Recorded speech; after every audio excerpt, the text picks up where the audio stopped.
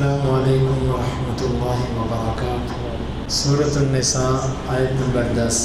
اعوذ باللہ السمیع العلیم من الشیطان الرجیم من ہمزہ ونفخہ ونفثہ۔ ان الذین یأکلون اموال الیتامی ظلما، بے شک وہ لوگ جو یتیموں کا مال ظلم کرتے ہوئے کھاتے ہیں، انما یأکلون فی بطونہم نارا، یقیناً وہ اپنے پیٹوں میں آگ بھرتے ہیں، وَسَيَصْلَوْنَ سَعِيرًا، اور ان قریب وہ داخل ہوں گے بھڑکتی ہوئی آگ۔ یتیم کے حقوق میں سے ایک حق یہ بھی تھا کہ اس کے مال کو کھایا نہ جائے، اللہ تعالیٰ نے وہ بھی بیان کر دیا، اور بیان کرنے کا انداز ایسا اختیار کیا کہ جو یتیم کے مال کو کھاتے ہیں، کھانے کا ذکر اغلبی استعمال کی وجہ سے کیا، وگرنہ کھانے سے مراد یہاں پر ہے استعمال کرنا، ضائع کرنا۔ کوئی یتیم کا مال کھائے نہ، اس سے گھر بنا لے، اس کو کاروبار میں ضائع کر دے، اس کو ویسے کپڑے بنا لے، یہ سب چیزیں کھانے میں ہی آتی ہیں۔ چونکہ عام طور پر کھانے کا لفظ مجازی طور پر کسی چیز کو استعمال کرنے کے لیے، جس طرح بندہ کہتا ہے سارے پیسے ہم کھا پی گئے، اب یہ مطلب تھوڑی ہوتا ہے کہ سارے پیسوں سے کھایا پیا ہی ہے، بلکہ ان پیسوں کو استعمال کر لیا، یہ مراد ہوتا ہے، کپڑے لے کر، گھر بنا کر، اس طرح دیگر کاموں پر۔ جو یتیموں کے مالوں کو کھاتے ہیں یعنی ان کے مالوں کو استعمال کرتے ہیں، ظلم کرتے ہوئے، اس سے وہ لوگ مستثنیٰ ہو گئے جن کا پیچھے ذکر کیا تھا۔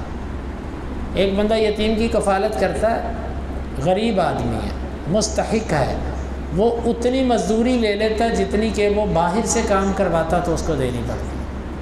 مثلا وہ یتیم کے کپڑے بھی دھوتے ہیں، اس کا جو ہے کھانا بھی پکاتے ہیں، یہ سارا کام اگر وہ باہر سے ہوتا تو اس کو 15-20 ہزار روپیہ اس کا مہینے کا لگتا۔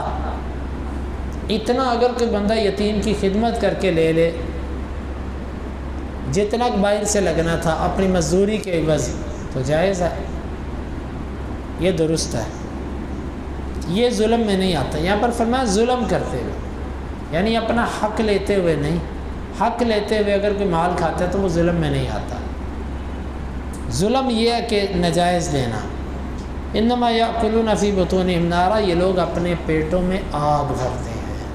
حدیث کے اندر آتا ہے، اللہ کے نبی صلی اللہ علیہ وسلم نے فرمایا کہ اجتنبوا السبع الموبقات، 7 ہلاک کر دینے والی چیزوں سے بچو۔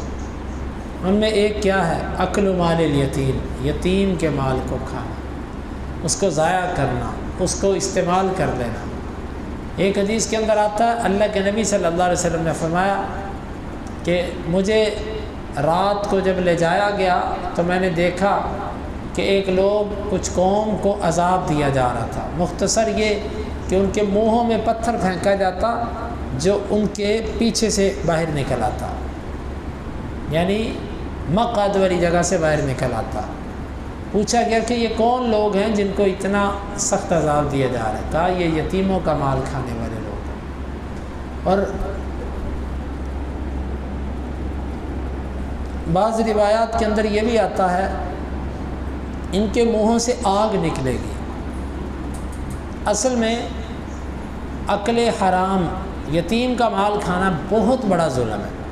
اللہ رب العالمین نے اسی لیے خاص طور پر اس کے بارے میں علیحدہ حکم جاری کیا، انما یأکلون فی بطونہم نارا، یہ لوگ اپنے پیٹوں میں آگ بھر رہے ہیں۔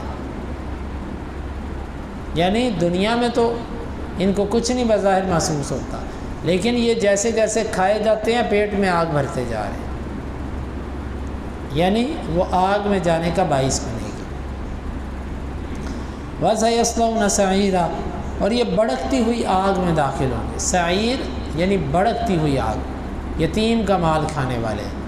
تو اس آیت مبارکہ سے ہمارے لیے یہی پہلو ہے کہ اللہ تعالیٰ اگر کبھی یتیم کی کفالت کا موقع دے تو اس کے مال کو کھانے سے حتی الوسع اجتناب کرے، لیکن وہ آپ کے لیے اسی صورت میں حلال ہے جس صورت میں ایک حرام آپ کے لیے حلال ہوتا ہے۔ حرام کب حلال ہوتا ہے؟ جس وقت آپ مجبور ہو جاتے ہیں، آپ کی جان جا رہی ہے، آپ کھا سکتے ہیں خنزیر بھی۔ اسی طرح یتیم کا مال آپ پر حرام ہے، لیکن وہ حلال آپ پر اسی صورت میں ہوتا ہے جب اس کے بغیر آپ کا گزارا نہیں ہے۔